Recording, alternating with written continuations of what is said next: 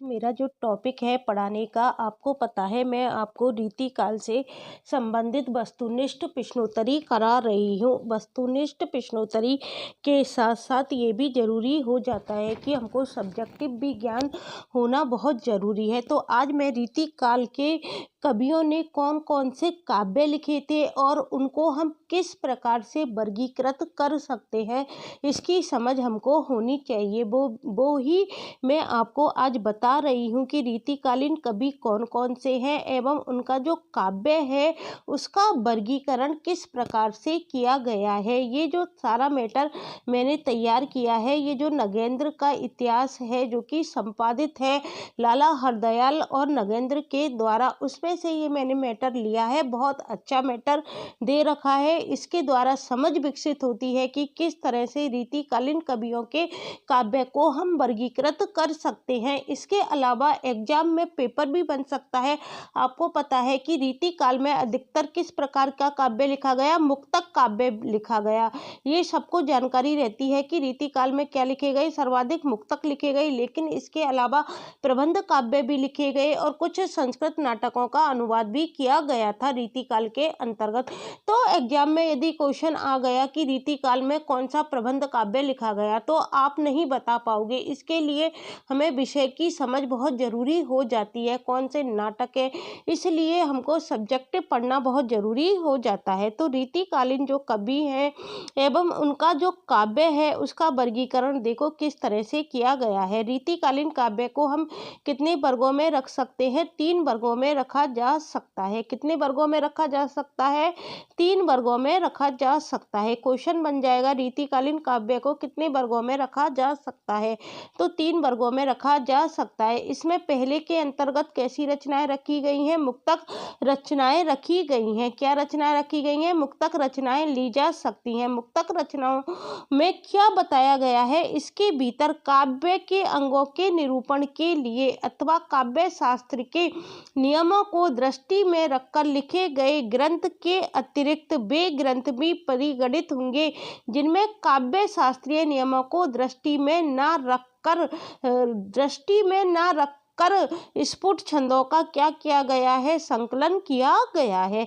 तो किस प्रकार के मुक्तक काव्य में कौन कौन से ग्रंथ सम्मिलित किए गए हैं? इसके भीतर काव्य के अंगों का निरूपण के लिए अथवा काव्य शास्त्र के नियमों को दृष्टि में रखकर लिखे गए ग्रंथ तो है ही है, लेकिन इसके अतिरिक्त वे ग्रंथ भी परिगणित किए गए हैं जिनमें क्या हुआ है? काव्य शास्त्रीय नियमों को दृष्टि में न रखकर रखे गए स्फुट छंदों का क्या किया गया है?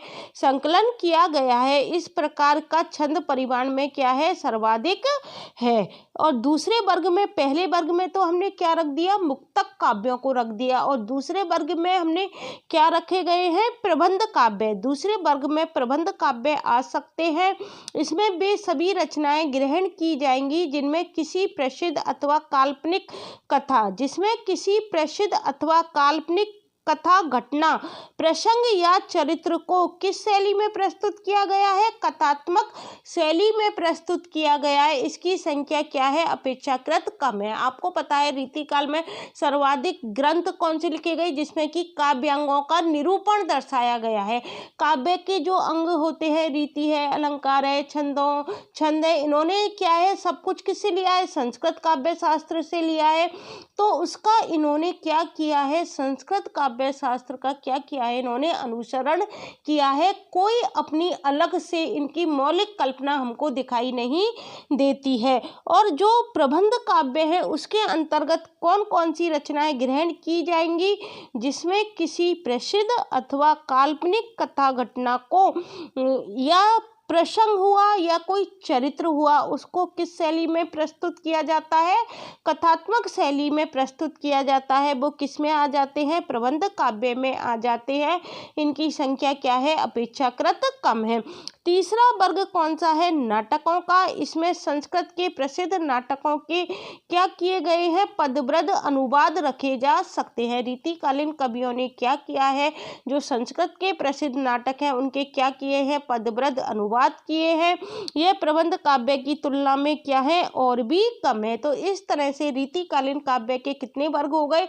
3 वर्ग हो गए। सर्वाधिक मात्रा में कौन सा वर्ग है? मुक्तक। और सेकंड नंबर पे क्या है? प्रबंध, जो कि अपेक्षाकृत बहुत कम लिखे गए। और नाटक है तीसरे नंबर पर, जो कि इनकी संख्या भी बहुत कम मात्रा में दिखाई देती है, प्रबंध काव्य की तुलना में और भी कम है। यहाँ इन तीनों वर्गों के भीतर आने वाले प्रसिद्ध कवियों की रचनाओं का उल्लेख किया जा रहा है। इसमें ये बताया जा रहा है कि मुक्तक काव्य में किन किन कवियों की रचनाएं रखी गई हैं, प्रबंध काव्य में किन किन कवियों ने प्रबंध काव्य लिखे हैं, और नाटक किन किन कवियों ने पदव्रत अनुवाद किया है। तो सबसे पहले हम मुक्तक काव्य के बारे में जानकारी प्राप्त करेंगे। मुक्तक काव्य के बारे में बहुत सारे कवियों ने लिखा है। इसके द्वारा हमारी क्या समझ विकसित होगी? हमको सारे रीति काल के कवि याद हो जाएंगे कि रीति काल में कौन कौन से कवि हुए हैं। उनकी जो रचना पूछी जाएगी ये किस श्रेणी में आती है? मुक्तक में आती है, प्रबंध में आती है, या नाटक में आती है? तो इस क्वेश्चन को भी हम आसानी से हल कर पाएंगे। तो पहला है मुक्तक काव्य। तो देखो चिंतामणि ने कौन कौन सी लिखी है। ये चिंतामणि इंपॉर्टेंट है। मैंने आपको प्रीवियस ईयर के क्वेश्चन कराए थे रीति काल के, जो कि अभी चल रहे हैं, पूरे नहीं हुए हैं। इसके साथ साथ हम रीति काल की समझ भी डेवलप करते जाएंगे। तो देखो चिंतामणि का ये जो है ना, कवि कुल कल्पतरु, ये बहुत ज़्यादा पूछा गया है एग्जाम में, आपको याद रखना है। और ये क्या है? मुक्तक है, कवि कुल कल्पतरु। और चिंतामणि क्या है? रस विलास। और चिंतामणि का कौन सा है? काव्य विवेक। और चिंतामणि का कौन सा है? काव्य प्रकाश। मम्मट ने भी लिखा है काव्य प्रकाश, आपको याद रखना है। मम्मट का भी काव्य प्रकाश है और चिंतामणि का भी काव्य प्रकाश है। और छंद विचार और श्रृंगार मंजरी, ये किसके हो गए? चिंतामणि के। कैसे याद करोगे? चिंता किसको रहती है? जो कुल का कल्पतरु होता है, जो कुल को चलाने वाला होता है, उसको क्या रहती है? चिंता रहती है। तो चिंतामणि से कवि कुल कल्पतरु। और जब उसको चिंता रहती है तो वो क्या करता है? सबको खुश करने की सोचता है। तो इसलिए वो क्या करता है? कैसे वो खुश रहे? रस विलास की उनको सामग्री क्या करनी पड़ती है? एकत्रित करनी पड़ती है। तो रस विलास सबको काव्य के द्वारा खुश रखता है। तो उसको अपने अंदर क्या करेगा? काव्य विवेक जागृत करेगा, श्रृंगार मंजरी करेगा, सबको श्रृंगारिक सामग्री लाकर देगा। इसके द्वारा सभी खुश हो जाएंगे। तो काव्य का प्रकाश उत्पन्न होगा। और छंद विचार। और मतीराम की भी इंपॉर्टेंट है, पूछी जाती है मतीराम की। एक तो सतसई, क्वेश्चन देखो किस तरह से आता है, कौन सा कवि है जिसने सतसई लिखी है? तो हमको जानकारी होनी चाहिए। देखो बिहारी की सबको जानकारी है, बिहारी ने सतसई लिखी है, बिहारी सतसई जो कि फेमस है। इसके अलावा मतीराम की भी सतसई है। और मतीराम का ललित ललाम इंपॉर्टेंट है, पूछा जाता है। मतीराम ने रस राज, ललित ललाम ये रस विलास है और ये रस राज है, इतना अंतर है। इन अंतर को भी साथ की साथ आप देखते जाओ। मतीराम का क्या है? रस राज है, ललित ललाम है, सतसई है, अलंकार पचासिका है और व्रत कौमुदी है। भूषण की कौन सी रचना है? शिवराज भूषण। देखो शिवराज भूषण मुक्तक काव्य है। कैसा काव्य है? मुक्तक काव्य है, प्रबंध काव्य में नहीं आता है। शिवा बामनी कैसा है? मुक्तक है। छत्रसाल दशक कैसा है? मुक्तक है। बिहारी की क्या है? सतसई कैसी है? मुक्तक काव्य है। इसके द्वारा क्या होगा? हमको जानकारी हो जाएगी कि मुक्तक काव्य कौन कौन से हैं। गोविंद सिंह की कौन सी है? सुनीति प्रकाश, प्रेम सुमार्ग और बुद्धि सागर। गोविंद क्या करते हैं? हमारे मार्ग में प्रकाश डालते हैं। सुनीति प्रकाश, प्रेम को सुमार्ग करते हैं और बुद्धि के वो क्या करते हैं? हमारे अंदर बुद्धि का सागर प्रवाहित करते हैं गोविंद। तो गोविंद सिंह। छठी है हमारी तोष।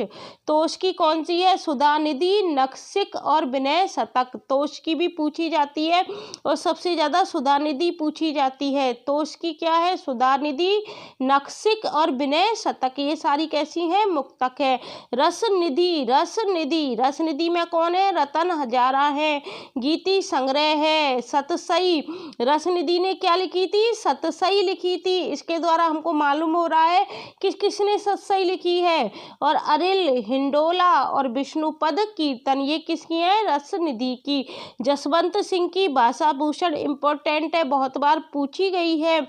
अनुभव प्रकाश, आनंद विलास, सिद्धांत बोध, सिद्धांत सार और अप्रोच सिद्धांत। इंपॉर्टेंट मैं आपको बता रही हूँ कौन कौन सी एग्जाम में पूछी जा रही हैं। कुलपति मिश्र की रस रहस्य बहुत पूछी गई है, ये इंपॉर्टेंट है। कुलपति मिश्र की रस रहस्य, युक्ति तरंगिणी, नखशिख, दुर्गा भक्ति तरंगिणी। मंडन ने कौन सी लिखी थी? रस रत्नावली, रस विलास, काव्य रत्न, जनक पच्चीसी, ये किसकी है? मंडन की। आलम की कौन सी है? आलम केली, सबको याद हो जाएगी ये तो नाम से। आलम की आलम केली। ब्रंद ने क्या लिखी थी? सतसई। देखो ये ब्रंद इस तरह से लिखा जाता है, टाइपिंग मिस्टेक है। तो ब्रंद की क्या है? सतसई। पदुमन दास की क्या है? काव्य मंजरी। करण कवि ने क्या लिखा? साहित्य रस। कालिदास त्रिवेदी की कालिदास हजारा पूछी जाती है। कालिदास त्रिवेदी की क्या है? कालिदास हजारा। बरबधु विनोद और जंजीरा बंद। लाल कवि की कौन सी है? विष्णु विलास। लाल कवि की क्या है? विष्णु विलास। पेपर में पूछा जा सकता है मुक्तक है, प्रबंध है या नाटक है, तो ये क्या है? मुक्तक रचना है, इसलिए मैं आपको ये सारणी बता रही हूँ। कुमार मणि की क्या है? रसिक रसाल और रसिक रंजन। देव की रचनाएं इंपॉर्टेंट है, देव कवि भी इंपॉर्टेंट है, इनको याद रखना पड़ेगा किस किस के आश्रय में रहे थे और इनकी सारी रचनाएं आपको याद करनी पड़ेंगी। तो देखो कौन कौन सी हैं। भाव विलास है, देव शतक है, प्रेम दीपिका है, नीति शतक है, भवानी विलास, काव्य रसायन, सुख सागर तरंग, कुशल विलास, प्रेम तरंग, देव चरित्र, प्रेम चंद्रिका, सुजान विनोद, सुमिल विनोद, सुजान विनोद और सुमिल विनोद, जाति विलास, रस विलास और राधिका विलास। श्रुति मिश्र की कौन सी है? अलंकार माला, रस रतन माला, काव्य सिद्धांत, रस रत्नाकर और भक्ति विनोद, ये किसकी है? श्रुति मिश्र की। जोधराज की पूछी जाती है। हम्बीर रासो है, जोधराज की कौन सी है? हम्बीर रासो, ये किस में आती है? मुक्तक में आती है, इसको प्रबंध मत कराना। जोधराज की जो हम्बीर रासो है वो किस में आती है? मुक्तक में आती है। श्रीपति की क्या है? काव्य सरोज है, कवि कल्पद्रुम है, ये बहुत पूछी गई है, काव्य सरोज।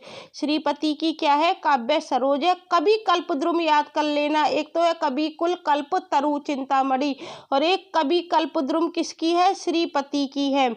रस सागर, अनुप्रास विनोद, विक्रम विलास और सरोज कलिका। फिर देखो तोष की कौन सी है? रामालंकार, रामचंद्र भूषण, रामचंद्राभरण, ये किसकी है? तोष की। याकूब खां की कौन सी है? रसभूषण। घनानंद की याद करनी है सारी। घनानंद की कौन सी है? सुजान का प्रबंध, हित प्रबंध करते थे, वियोग की बेली में रहते थे, इश्क लता है और यमुना रस है और प्रीति पावस है। इश्क की क्या है? लता है। रसलीन की कौन कौन सी है? अंग दर्पण पूछी गई है, रसलीन की अंग दर्पण। रस प्रबोध है, स्फुट छंद है। सोमनाथ की कौन कौन सी है? रस पीयूष निधि है, श्रृंगार विलास है, प्रेम पच्चीसी, एक किसकी है? सोमनाथ की। फिर रसिक सुमति की कौन सी है? अलंकार चंद्रोदय। रसिक सुमति की कौन सी है? अलंकार चंद्रोदय। भिखारी दास की इंपॉर्टेंट है, पूछी जाती है, काव्य निर्णय और श्रृंगार निर्णय, ये किसकी है? भिखारी दास की है। सारांश, चंद्रार्णव पिंगल और चंद्र प्रकाश। कृष्ण कवि की कौन सी है? अलंकार कलानिधि और गोविंद विलास, ये किसकी है? कृष्ण कवि की कौन सी है? अलंकार कलानिधि और गोविंद विलास किसकी है?